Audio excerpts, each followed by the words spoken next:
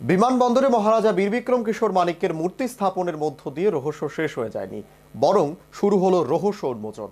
গত রবিবার মহারাজের নির্মিত মূর্তি নিয়ে রাজমাতা বিভু কুমারী দেবীর বক্তব্যের পরিপ্রেক্ষিতে মঙ্গলবার ফের বিতর্কিত মন্তব্য করলেন ত্রিপুরা আর্ট কলেজের অধ্যক্ষ অভিজিৎ ভট্টাচার্য। দেখুন মূর্তি কেলেঙ্কারি সংক্রান্ত নিউজ ভ্যানগার্ডের পঞ্চম পর্ব। রহস্য শেষ নয়, রহস্য এখান থেকেই শুরু।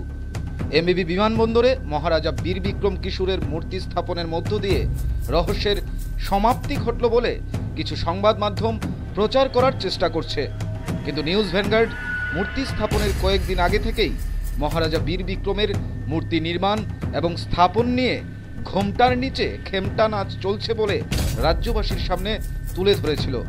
কিন্তু সেই অভিযোগগুলোকে আমল না দিয়ে মূর্তি স্থাপনের পথে হাঁটল পর্যটন দপ্তর, এয়ারপোর্ট অথরিটি ও ত্রিপুরা আর্ট কলেজের কতিপয় ঘুঘুরা। মূর্তি স্থাপনের মধ্য দিয়ে কোনোভাবেই রহস্যের উপর পর্দা পড়ে যায়নি। নিউজ ভ্যানগার্ডের পঞ্চম পর্ব থেকে ফের রহস্য উন্মোচনের নতুন অধ্যায় শুরু হলো।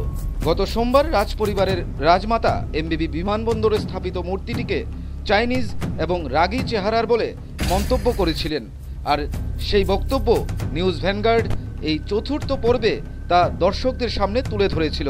ফের শুনুন রাজমাতার সেই বক্তব্য। चाइनीज गुस्सा वाला आदमी लगता है, चाइनीज गुस्सा वाला आदमी लगता है। মহারাজা বীর বিক্রম কিশোরের প্রতি রাজ্য সরকার বিমানবন্দরে তার মূর্তি স্থাপনের মাধ্যমে শ্রদ্ধা জানানোর প্রয়াস নিয়েছেন। এই প্রয়াস অবশ্যই ধন্যবাদযোগ্য, কিন্তু তাকে ঘিরে ঘোমটার নিচে খেমটা নাচ কোনোভাবেই কাম্য নয়। আর কার্ল মার্কস ও রবীন্দ্রনাথের পুনরাবৃত্তি রাজ্যের মানুষ আর চায় না। এসব বক্তব্য যেন বুঝতে কিংবা শুনতেই রাজি নয় ত্রিপুরা আর্ট কলেজের অধ্যক্ষ অভিজিৎ ভট্টাচার্য। বীর বিক্রম কিশোরের পরিবারের বয়োজ্যেষ্ঠ তথা রাজমাতা বিভু কুমারী দেবীর মূর্তি নিয়ে মন্তব্য যেন পাত্তাই দিতে চাইছেন না। আর দেবে নিবা কি করে? ঘোমটার নিচে খেমটা নাচের অন্যতম কাণ্ডারি তো অভিজিৎ বাবু নিজেই। শুনুন কি বলছেন অভিজিৎ বাবু। উনার ইচ্ছে মতো উনি একটা কথা বলতে পারেন, সেটা নিয়ে আমার কোনো বক্তব্য নেই। আমি একটাই কথা বলবো, হ্যাঁ না উনি আমার বিষয়ে যে কথাটা বলেছেন উনি বলতেই পারেন, এটা নিয়ে আমার কোনো বক্তব্য নেই।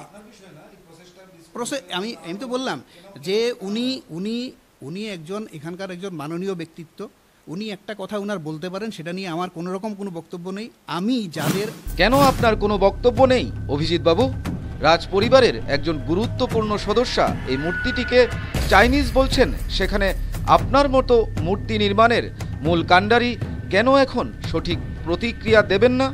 তাহলে কি বলা যায় না আপনাদের মতো ঘুঘুদের কারণেই বিগত সরকার কার্ল মার্কস ও রবীন্দ্রনাথ নিয়ে কালিমালিপ্ত হয়েছিল?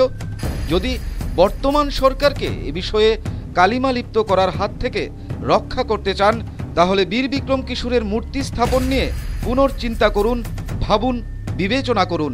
এটা আমাদের দাবি নয়, এটা রাজ্যের মানুষের দাবি। এবার সিদ্ধান্ত আপনাদের। তবে ঘোমটার নিচে খেমটা নাচের রহস্য উন্মোচন জারি থাকবে নিউজ ভ্যানগার্ডের। Bureau report, news vanguard.